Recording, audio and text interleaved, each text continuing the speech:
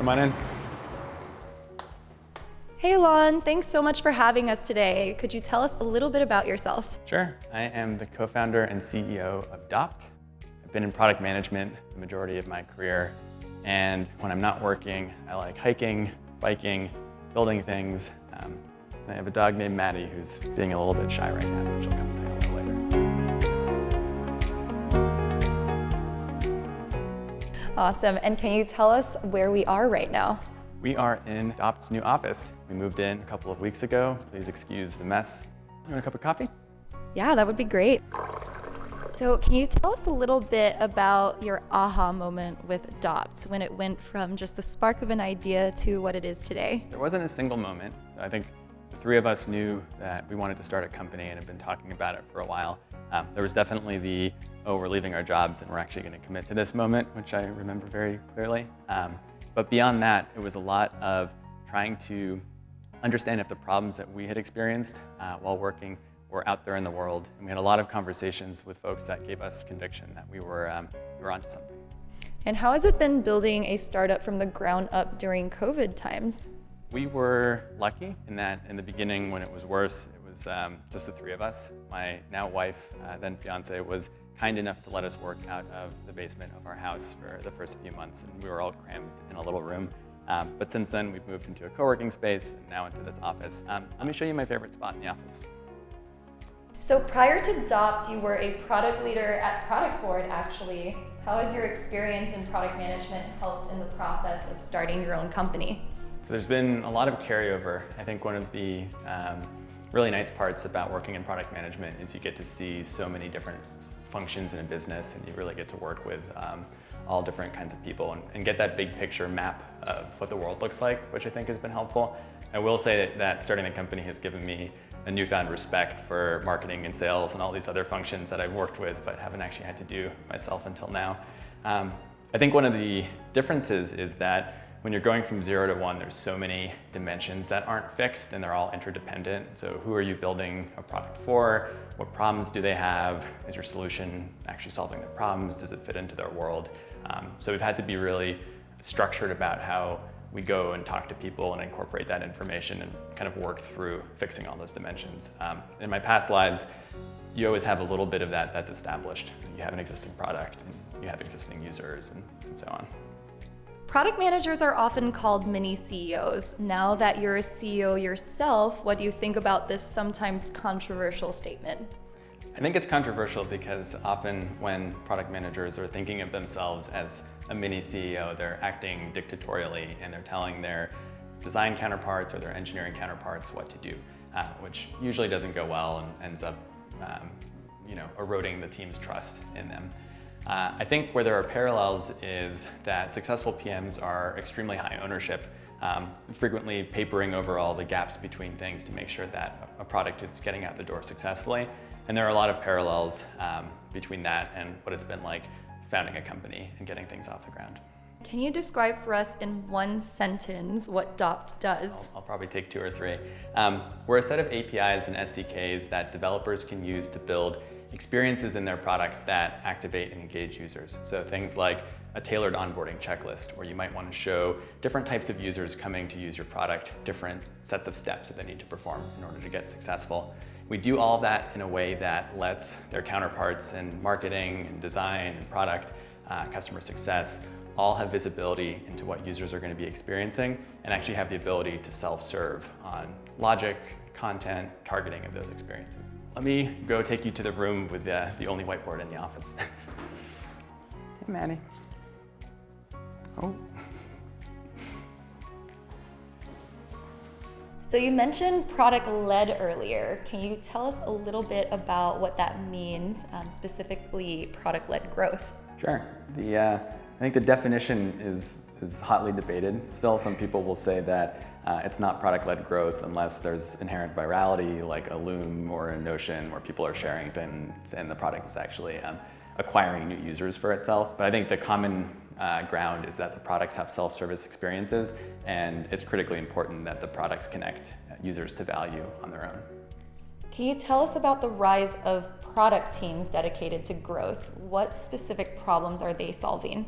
I think it's exactly what I was talking about, where they're getting tasked with figuring out how the product can most effectively connect users to the product's value.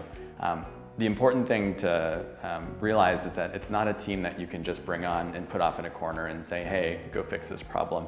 It's really a whole company effort where all the functions need to come together and understand how users are coming in, finding the product, getting to that value, and ultimately growing with it. Some of the companies that we've talked to as we've been doing customer development have even created horizontal cross-functional teams where you have product, design, engineering, marketing, customer success all together on one of these growth teams. And how are these growth teams thinking about activating users? Activation is a critically important part of a much bigger picture. The way that these teams start thinking about the end-to-end user journey is really important. So, where are you acquiring users? Are they coming into the website? How do they actually get into the product? What are they trying to do in the product? How do they get activated? How do they convert to become paying users? How do they grow over time? So this is expansion. And a lot of these are actually loops. So inviting new users actually starts this process over. So it's important for teams to have a shared backdrop and understanding about what that end-to-end user journey is for them to figure out what the right leverage points are and where they can actually drive value. One of the things that we see a lot of the teams we work with really commonly do in B2B SaaS, where products are complicated and you have different types of users that are trying to accomplish different things in the product, is really starting to map out those different paths. So you might have users that are coming in that are trying to share documents with somebody else, and you have other users that are coming in and creating repositories for themselves if you're a document sharing app. And each of those users might need to do different things and use the product differently and get connected to value differently. And so it's really important for the whole team to have that picture that they can reference and use as that shared source of truth when they do their work. Let me take you over to my desk. Come on, Maddie. We're getting a full tour of the office.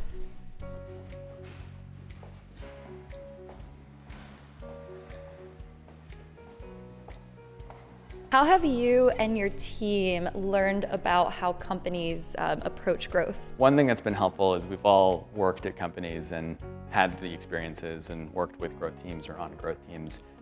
We've done a lot of talking to people. So we went out and spoke to hundreds of product managers and engineers, designers, marketers at product-led companies that are focused on these types of growth initiatives to really make sure that we understand what their problems are.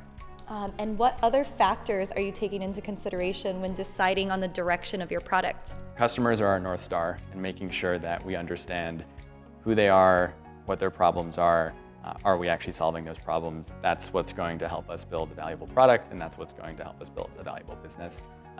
On top of that, I think our experiences working in the ecosystem have been really helpful as well. So I was at Amplitude before Productboard, and I've worked with a lot of the existing tools on the market and worked with growth teams that are trying to analyze experiments and perform a lot of the things that are relevant to what we're doing now. Phil was leading growth design at Dropbox, where he was responsible for growth platforms at enormous scale for really large numbers of users. And I think being able to kind of draw upon those experiences to get a perspective about what the landscape of tools looks like today, but also more importantly, how that's likely to evolve over time, who might become a competitor, who might become a great company to partner with, has been another factor that's helped us decide where we should stay focused and what DOP should be solving. Let me take you over to the other end of the office.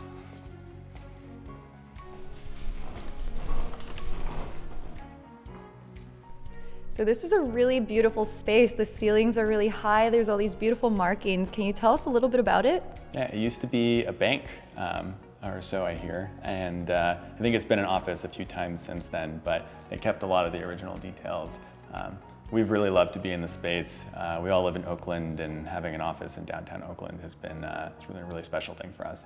Can you tell us about the biggest lesson that you've learned so far as a new startup founder? Yeah, it's hard, and so I think I was told that, but living it is its own experience.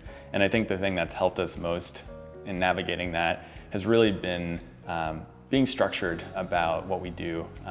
It can feel overwhelming, like there's no shortage of things that you need to get done, but really thinking about all the work you do as an opportunity to learn, and then building the systems that you need to actually take the work that you're doing and use that to understand, again, are we solving the right problems for the right people as we're building this business, I think has been the thing that's been most helpful in helping us navigate that. And the very last question for you today, what excites you most about the future of Dot?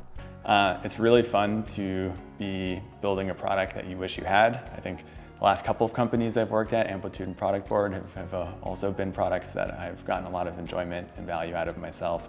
I think what's more exciting to me came across in a conversation I had with a customer just this week, where he talked about all of the ambitious things that the team wanted to do that they had to deprioritize because it was going to be too much effort. So being able to equip teams with ways of being ambitious in their work and building things that are going to be valuable for their businesses, but also valuable for the users of their product, I think is what's most exciting to me. Amazing. Thank you so much for having us today, Alon. Thanks for coming.